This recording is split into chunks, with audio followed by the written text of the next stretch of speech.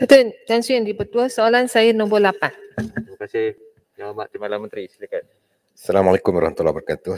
Salam. Bismillahirrahmanirrahim. Terima kasih Tan Sri Yang di-Pertua. Terima kasih kakak saya daripada Siputih, YB Siputih. Tan Sri Yang di-Pertua, berdasarkan keperluan yang dibangkitkan, kerajaan menerusi Jabatan Tenaga Kerja mengeluarkan lesen kepada agensi pekerjaan swasta yang ingin menjalankan aktiviti merekrut pembantu rumah asing untuk bekerja di Malaysia.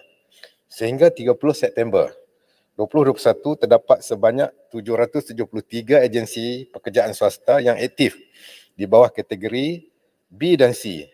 Berdasarkan data Jabatan Immigration Malaysia ataupun JIM, sehingga 31 Oktober 2021, terdapat seramai 88,752 orang pembantu rumah asing sedang bekerja di negara ini.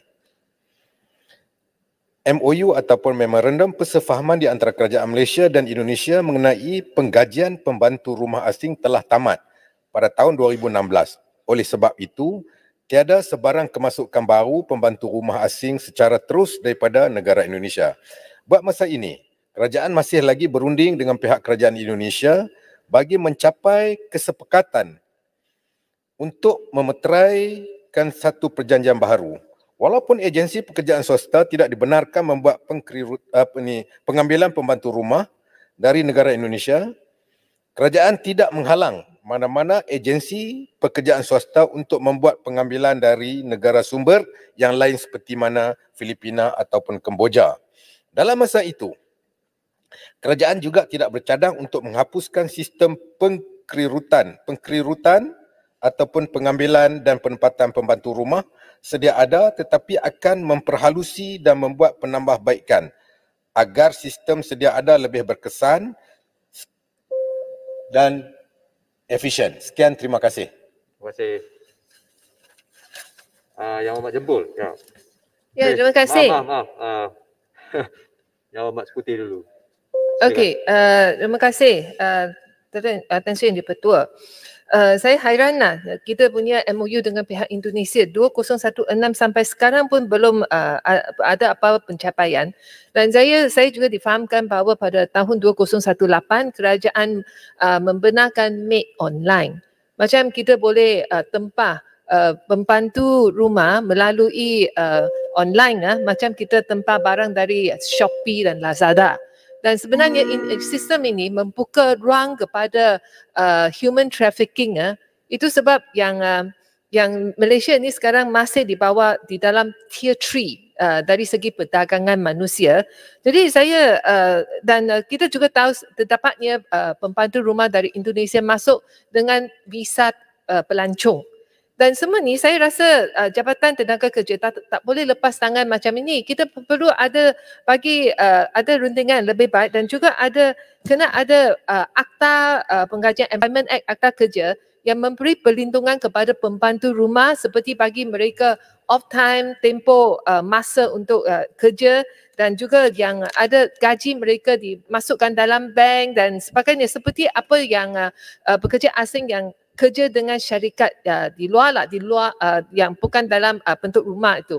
Jadi saya nak soalan saya ialah, apakah sekarang kementerian akan cuba menyelesaikan masalah ini, kerana Malaysia kita memang perlu pembantu rumah. Ini tidak dapat dinafikan. Tetapi banyak agensi pekerjaan sekarang ini mereka tidak dapat source daripada khususnya daripada Indonesia. Saya rasa ini adalah satu perkara saya rasa yang saya berhormat yang berhormat Timbalan Menteri boleh beri perhatian, kerana kita harus bagi pembantu rumah asing kita ni mendapat kesemua faedah yang sama seperti pekerja asing yang kerja di syarikat di luar lingkungan rumah. Terima kasih Kakak YB Sekuti. Dan terima kasih kerana menyebut kita sedang dalam tier 3 dan insyaAllah kita sedang berusaha untuk kita memenuhi daripada tier 3 turun kepada tier 2. Jadi oleh sebab itulah sejak tahun 2006 pengambilan dan penggajian perkhidmatan domestik Indonesia untuk bekerja di Malaysia dilakukan melalui beberapa siri memorandum persefahaman ataupun MOU yang telah ditandatangani oleh Kerajaan Malaysia dan juga Kerajaan Republik Indonesia. Jadi protokol amending MOU 2011 telah berakhir pada 30 Mei 2016.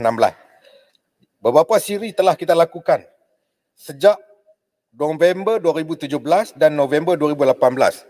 Namun buat masa ini gagal memuktamadkan MOU baru dan mungkin dalam tahun ini ataupun awal tahun depan kita akan memuktamadkan MOU seperti mana yang YB kakak seperti sebut tadi.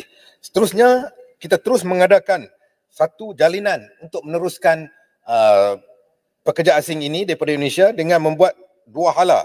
Satu mesyuarat dua hala iaitu dinamakan Joint Working Group ataupun JWG yang mana dijadualkan pada November 2019 di Kuala Lumpur untuk dimuktamadkan MOU tersebut bagi pengambilan dan penggajian perkhidmat domestik Indonesia ke Malaysia telah ditangguhkan disebabkan oleh beberapa perkara yang kita tak dapat elakkan berikutan isu-isu yang tidak mendapat kesepakatan antara kedua-dua belah pihak. Antara isu-isu tersebut ialah sistem made online, one made, one task dan juga kos pengrekrutan yang tinggi.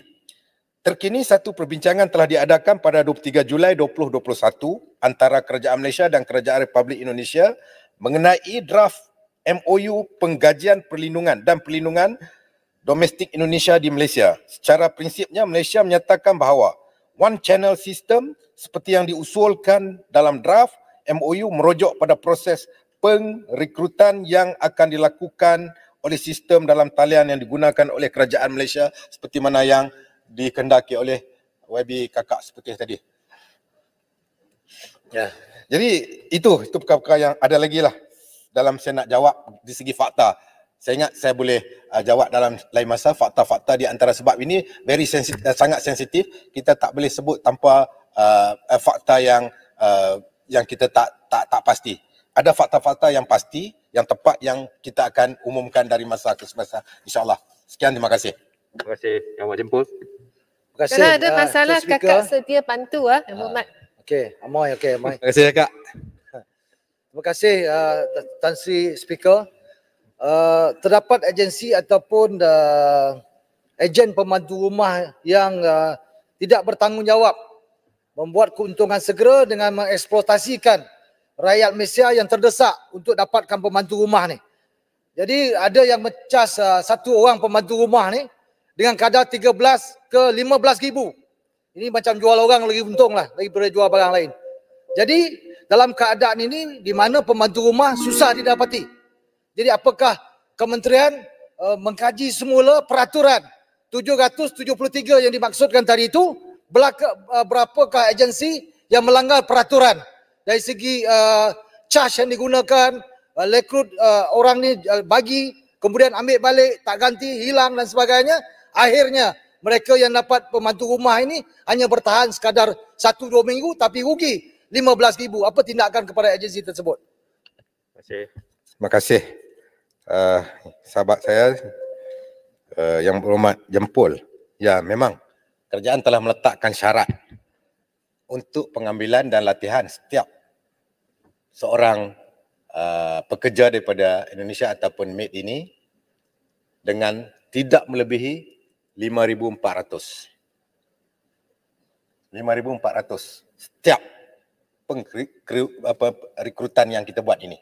Jadi bila macam ni, bila ada berlaku pelanggaran daripada agensi swasta yang mana disebut oleh yang berhormat Jempol tadi sehingga 15,000.